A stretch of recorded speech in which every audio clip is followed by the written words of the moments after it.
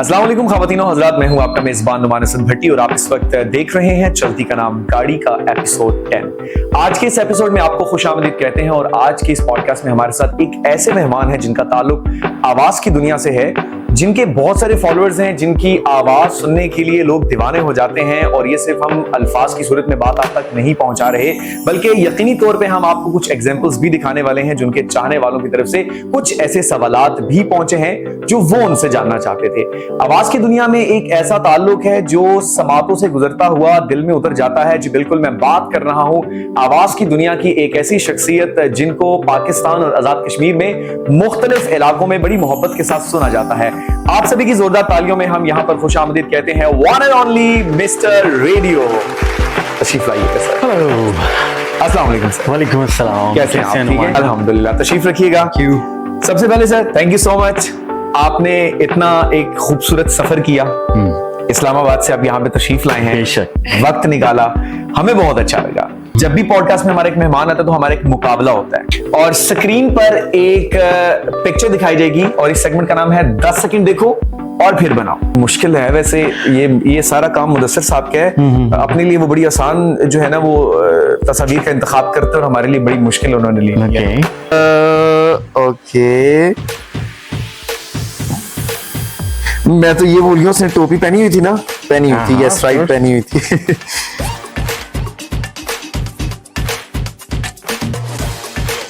Oh my God, ये क्या हो रहा है?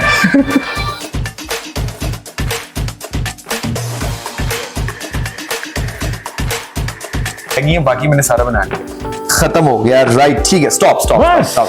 अच्छा, ओके, आप दिखाएंगे पहले मैं दिखाऊं? रेडियो से पहले मिस्टर रेडियो कैसा था?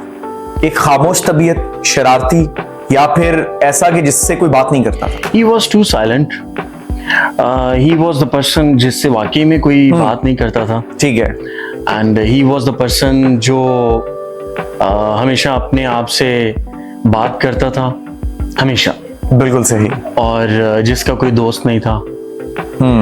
जिसे दोस्त बनाना मतलब जो चाहता था कि दोस्ती करे किसी से, लेकिन वो किसी से बात कर ही नहीं पाता था, दिल की बात कह ही नहीं पाता था।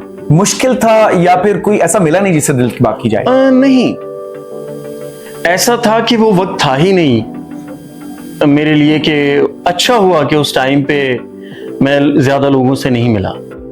एक उन्होंने मुझे रख के एक रपटा मारा, थप्पड़ मार दिया जोरदार, और वो जब मुझे लगा तो मेरी एक ही आंख से आंसू निकल आया, जिस साइड पर छलक पड़ा। जी हाँ।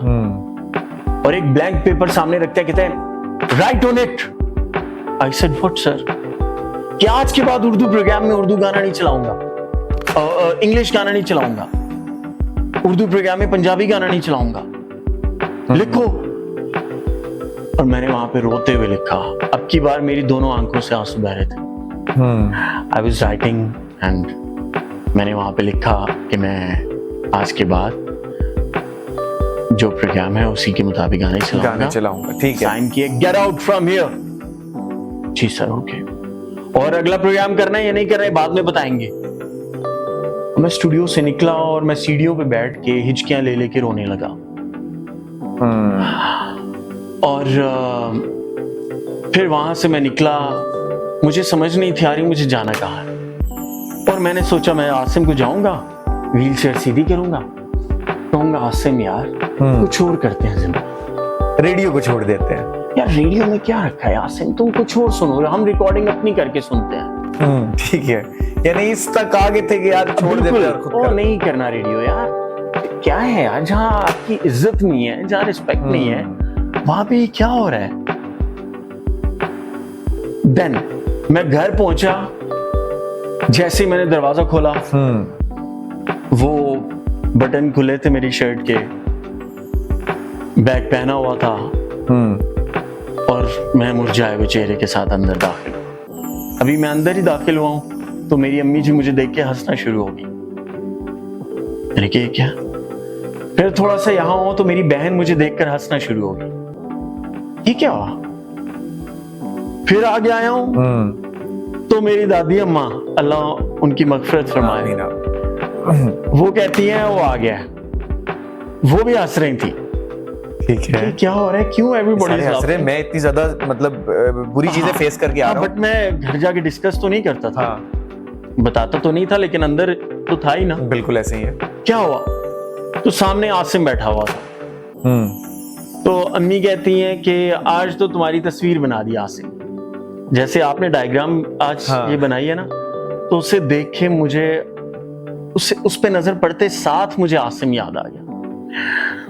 आसिम ने हूबहू ऐसी ही वो तस्वीर बनाई हुई थी, एक आरजे जो बैठा हुआ है माइक के सामने और स्पार्क्स वो शेप बनाई हुई है उसने, मुंह से निकल रही है। वहां पे लिखा हुआ है मिर्जा राशिद नवाज, ना सद्दफ ना शहनाज, राशिद नवाज राशिद। ओह, ना सद्दफ ना शहनाज, राशिद नवाज राशिद। क्या बात है। वो लोग आगे पीछे पब्लिक उसने बनाई हुई। He was very nice painter.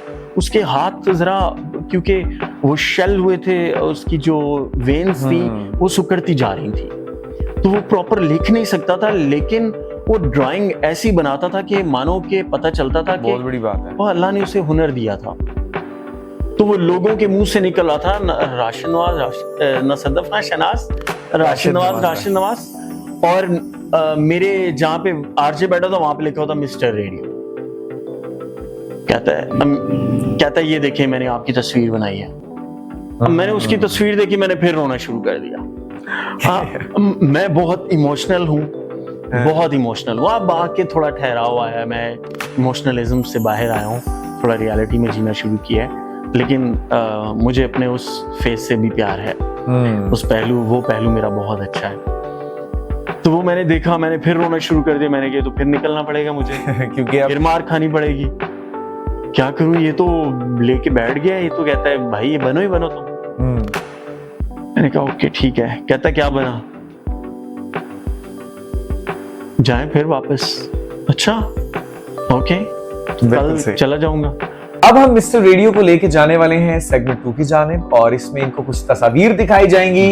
Radio की दुनिया में तो इनको हमने हमेशा सफ़े अव्वल पाया है और बहुत खूबसूरत गुफ्तगू करते पाया है और बड़ा नाम कमाया इन्होंने। तो इस सेगमेंट के अंदर हम आपके साथ थोड़ा एक यूं समझ ले कि आपको हम आपकी दुनिया धुंधली करने वाले हैं। ठीक है, आपको कुछ तस्वीर दिखाई जाएंगी, वो शोबिस से ताल्लुक रखने वाली हैं। कोई कॉमेडियन होंगे, कोई होस्ट होंगे, कोई एक्टर है, कोई एक्ट्रेस है।